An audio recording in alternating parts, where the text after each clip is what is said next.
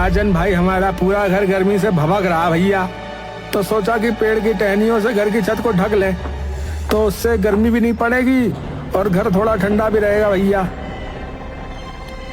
अरे भाई, अगर यूं ही सब पेड़ काट कर ले जाते रहेंगे तो ये पूरा जंगल तो फिर बंजर बन जाएगा, और ये पेड़ तो हमें हमारी सांसें देते हैं भैया। तो अगर यही नहीं रहे तो सोचो इस गांव का क्या होगा, नट्टू और पोपट कहीं के।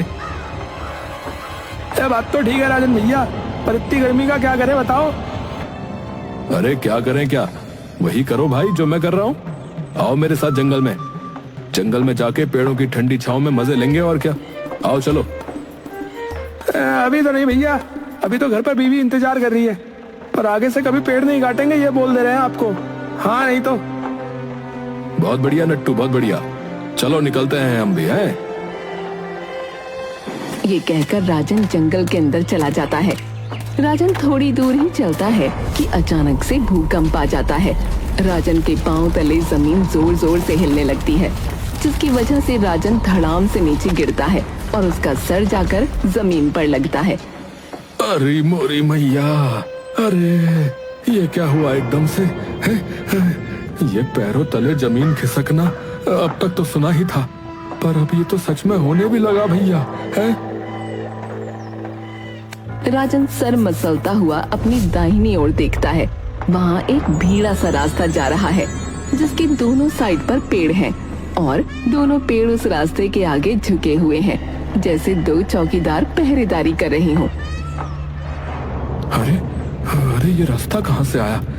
मैंने पहले तो कभी नहीं देखा है। राजन धीरे से उस रास्ते की ओर बढ़ता है और जाकर देखता है कि बाहिने पेड़ के तने पर कुछ लिखा है।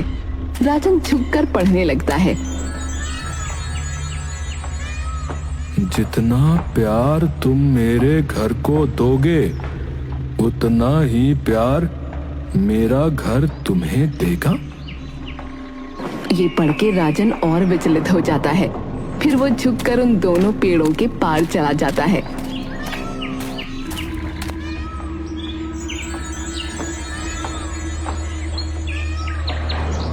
अरे ये किसका घर है, और वो भी जंगल के बीचों बीच? दरवाजे के बगल में एक घंटी बजाने का बटन है। जैसे ही राजन वो बटन दबाता है, उस घर के दरवाजे अपने आप एकदम से खुल जाते हैं। राजन डरकर पीछे की ओर उछल पड़ता है। अरे तेरी, अरे ये क्या भैया? जैसे ही दरवाजा खुलता है, एक ठंडी हवा का झोंका राजन के मुंह पर आकर लगता है और वो अचंभित हो जाता है। अरे अरे, ये इतनी ठंडी हवा कैसे आ रही है यहाँ? अरे भैया। वो अंदर जाता है। अरे बाप रे, ये इतना बड़ा कैसे है? बाहर से तो कितना छोटा दिख रहा था, और ऊपर ये कितने सारे कमरे हैं। अरे बाप रे भैया।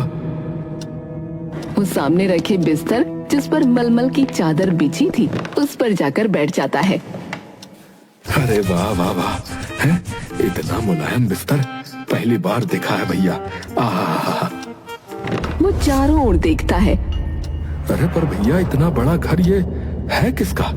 तभी वहाँ राजन के सामने एक तोता उड़ता हुआ आता है और उसके कंधे पर आकर बैठ जाता है और उसके कान में कहता है, ज़ईफ़ों का मददगार और जंगल को जो बचाए जान, उसी का ये मलमल का बिस्तर और उसी का रसोई का हर पकवान, उसी का है हर कमरा और उसी का ये मकान।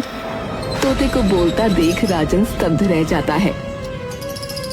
जैसे हो वैसे ही रहना, मन में न लाना लोभ का विचार, दिन में घर ये तेरा होगा पर रात को कदम न रखना, तुम दहलीज के इस पार, वरना देख नहीं पाओगे फिर से तुम अपना संसार। और ये कह के तोता एक दरीचे से आती हुई रोशनी से उड़ जाता है। राजन कुछ देर वहीं देखता रहता है और फिर वो रसोई की ओर चला जाता है। रसोई के दरवाजे पर कुछ लिखा था। राजन वो पढ़ने लगता है। ठंडा शरबत, ठंडा पानी और हर पकवान, नाम लेके बस तुम कहना, खिला दो रसोई के भगवान। ये पढ़कर राजन कहता है, मुझे ठंडा पानी पीना है रसोई के भगवान। और तभी वहाँ ठंडे पानी के 2 घड़े आ जाते हैं। उसमें से राजन पानी निकालकर पीता है। अरे वाह, ये कैसे हुआ? पी कर देखता हूँ। अरे भैया, कितना ठंडा और कितना मीठा पानी है। ये पी के तो आत्मा तृप्ति हो गई भैया। पानी पीने के बाद राजन सोचता है कि अरे क्यों ना मैं माँ और गांव वालों को यहाँ पर बुला लूं। गांव में हर इंसान का गर्मी से बुरा हाल है। बूढ़े लोग ऐसी गर्मी के प्रकोप से बेहोश हो रहे हैं और बच्चे इसकी वजह से अपने स्कूल में ठीक से पढ़ भी नहीं पा रहे। और अम्मा और माँ को कितना सुकून मिलेगा यहाँ। और अम्मा का वो पेटू पोता, उसके लिए तो यहाँ कितने पकवान बन सकते हैं। ये सोचकर राजन गांव की ओर निकल जाता है।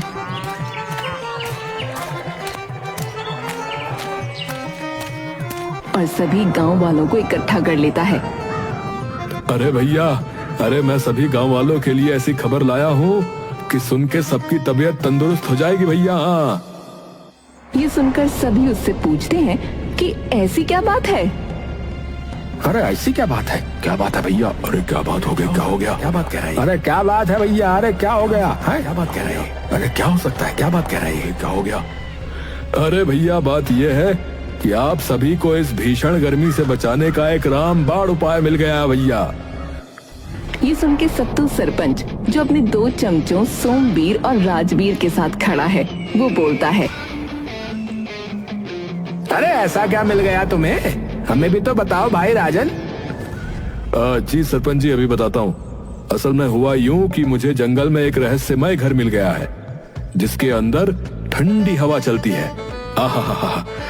मलमल के बिस्तर है भाई साहब, और रसोई में चाहे जो मन आए वो खा सकते हैं भैया। अरे क्या बात है भैया? अरे क्या हो गया है? अरे चल राजन, है? अरे क्या तू सत्तू सरपंच एकदम टंच को और इन सबको भरी दोपहरी में खड़े होकर के झूठ बोल रहा है? अरे हमारी अम्मा की कसम सरपंच जी, आप सभी एक बार आकर तो देखिए। अच्छा चलो, अगर आ भी गए तो इतने सारे लोग एक घर में कैसे आएंगे? हैं? अरे सरपंच जी, वहाँ इतने कमरे हैं कि मैं तो गिन भी नहीं पाया। हाँ, तो उसमें कौन सी अचंभे की बात है? गणित में तो तुम वैसे भी फेल ही होते थे। ये सुनकर पूरा गांव हंसने लगता है और राजन भी हंसने लगता है। वो बात तो सही है, पर आप लोग एक बार आकर तो देखो। आओ तो सही। चलो रे, ए रामवीर, ए सोमवीर, चलो देखते हैं चल के कि ऐसा क्या मिल गया इसे। हम हैं सत्तू सरपंच, एकदम टंच। हाँ, हमें कोई पागल नहीं बना सकता। हाँ। सभी राजन की बात मान के उसके साथ जादुई हवेली में चले जाते हैं। जैसे ही सभी लोग उस घर में घुसते हैं, ठंडी हवा उन्हें चारों ओर से घेर लेती है। सभी लोग खुशी से उत्साहित हो झूमने लगते हैं। हाँ बोलो बोलो सरपंच जी, अब तो मान गए कि मैं सच बोल रहा था भैया, हैं? बोलो। अरे हाँ भाई, ये मकान तो वाकई जादू है यार राजन। सत्तू सरपंच की तरह एकदम टंच। अरे पर एक बात याद रखना भैया कि सभी शाम को यहाँ से चले जाना, क्योंकि रात को ये घर किसी को भी रुकने की इजाजत नहीं देता। हाँ। सभी उसकी बात मान लेते हैं और पूरे घर में इधर उधर डोलने लगते हैं। सभी बच्चे उत्साह में पूरे घर में दौड़ने लगते हैं। गोला राजन के पास आता है। भैया रसोई कहाँ है? मुझे बहुत भूख लग रही है। अरे मेरे गोला राम, आजा आजा, तुझे खूब सारा खाना खिलाकर गुब्बारा बना देता हूँ, ठीक है? हर दिन घर में रोज दावत होती और पूरे घर में रौनक छाई रहती। कहीं औरतें कमरे में एक दूसरे से पूरे दिन बातें करती, तो कहीं बच्चे पूरे दिन घर में भागते फिरते और हाथ में हर वक्त कोई न कोई पकवान। गोला और उसकी दोस्त निमी वहाँ खूब खेलते। अरे गोला, आज आइसक्रीम खाने की रेस लगाते हैं किचन में चलकर।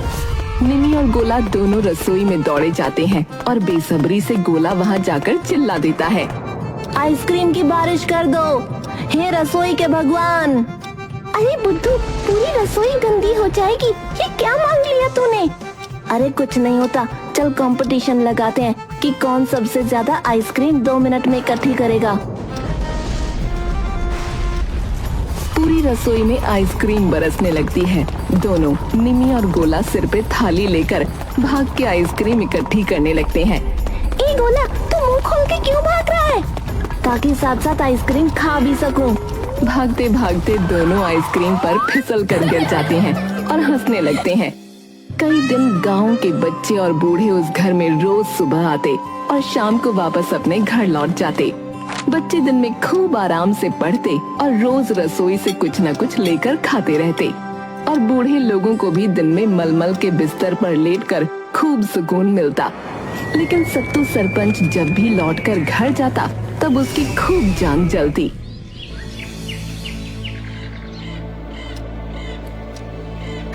क्या भाई राजन है? ऐसा क्या है इस घर में जो कोई रात को नहीं रह सकता? बताओ यार। सरपंच जी, वो इस घर का अपना नियम है कि यहाँ कोई शाम के बाद नहीं रुक सकता। हाँ। एक बात बता, इस घर ने तुझे अपने मुंह से ये बात बोली है क्या? है बता। इस घर के रक्षक तोते ने बोली है ये बात। हाँ। अरे ये देख लो अरे सत्तू सरपंच सबसे टंच से मजाक करने की कोशिश कर रहा है अरे भैया, मजाक नहीं, सच बोल रहा हूँ भाई। सत्तू सरपंच हंसकर अपने घर लौट आता है।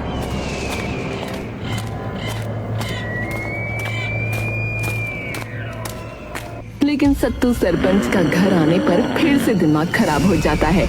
वो अपने दोनों चमचों राजवीर और सोमवीर को बुलाता है।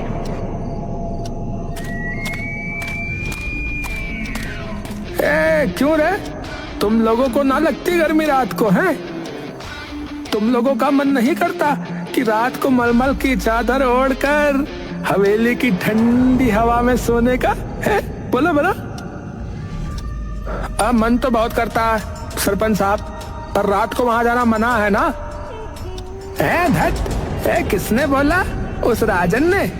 अरे झूठ बोलता है वो। है कह रहा था कि तोते ने बोला है अरे कौन सा तोता, कैसा तोता है? और किसी गांव वालों को तो ना दिखा वो कभी। बात तो ठीक है सरपंच साहब आपकी, तो वे चलते हैं हवेली, और इससे पहले कि हमें कोई देख ले, हम भोर के वक्त पर ही वापस लौट आएंगे ये की ना तूने सत्तू सरपंच, एकदम टंच जैसी बात है। शाबाश शाबाश, चलो चलो। ना भैया ना, मैं नहीं जा रहा, मुझे तो डर लगता है। वो हवेली जादुई है, क्या पता आया भी हो कोई तोता। मैं नहीं उलझता ऐसी चीजों में। हाँ। अरे जा डरपोक कहीं का है, अपने भाई जैसा बनकर देख, वो कैसे झट से तैयार हो गया जाने के लिए। देख चल रहे राजवीरा, हम दोनों ही चलते हैं, चल। सत्तू और राजवीर दोनों रात को हवेली चले जाते हैं, पर अगले दिन जब वो वापस जादुई हवेली आते हैं तो उनके साथ अजीब चीजें होने शुरू हो जाती हैं। सत्तू रसोई में जाकर लड्डू मांगता है। मुझे बेसन के लड्डू दे दो हे रसोई के भगवान। और लड्डू उसके सामने आ जाते हैं, पर जैसे ही सरपंच लड्डू खाता है वो एकदम से उछल पड़ता है। अरे मार दिया रे।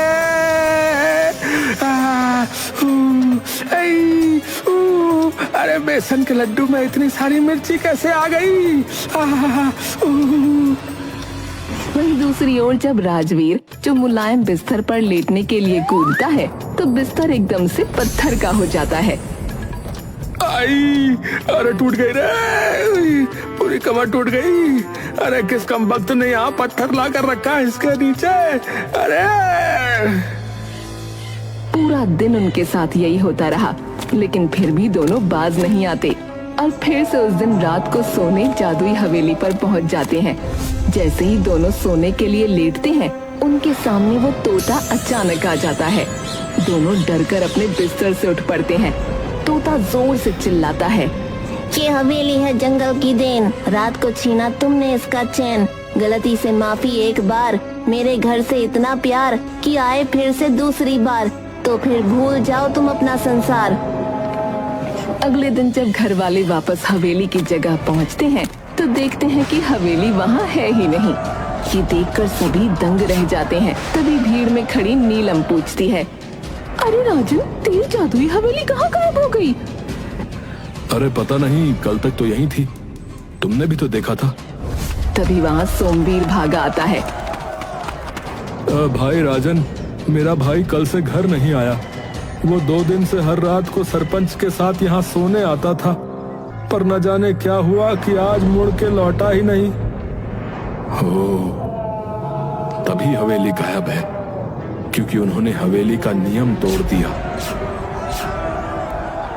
अम्मा भीड़ में खड़ी होती है और जैसे ही वो ये बात सुनती है, वो जोर से चीखती है, देख तुम्हारे गधे भाई और उस निकम्मे सरपंच की वजह से अब हमारा और हमारे बच्चों का भी सत्यानाश हो गया। अम्मा, सरपंच और हमारे भाई की तरफ से हम माफी मांग ले रहे हैं, माफ कर दो अम्मा। अरे भाई राजन, तुम तो समझो ना, तुम तो दयावान हो, जो पेड़ों तक पर दया दिखाता है, तो अब उन्हें भी तुम्हारी जरूरत है। माफ कर दो मेरे भाई राजन उन्हें। राजन थोड़ी देर सोचकर जवाब देता है, ठीक है, कर देंगे माफ। राजन हवेली जहाँ होती थी उसके सामने जाकर हाथ जोड़ लेता है।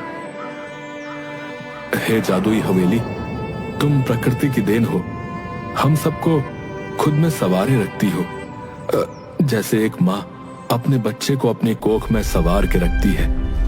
तभी जादुई हवेली एकदम से सबके सामने एक तेज रोशनी में से निकलकर आ जाती है और सरपंच हवेली की एक खिड़की से उड़ते हुए आता है और धड़ाम से नीचे गिरता है।